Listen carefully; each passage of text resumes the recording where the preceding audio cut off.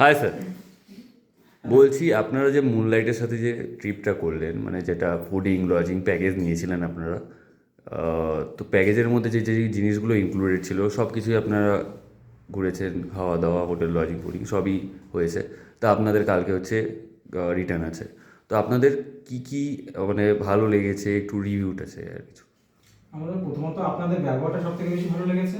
আর আচ্ছা। আপনাদের প্রত্যেকটা জিনিসের সব কিছু ডিটেলস ভালোই ছিল, যা যা আমরা রিকোয়ারমেন্ট ছিল আমাদের সব কিছু আপনারা ম্যানেজ করে দিয়েছেন। একদম। আপনাদের খাওয়া দাওয়ার তো কোনো কথাই নেই।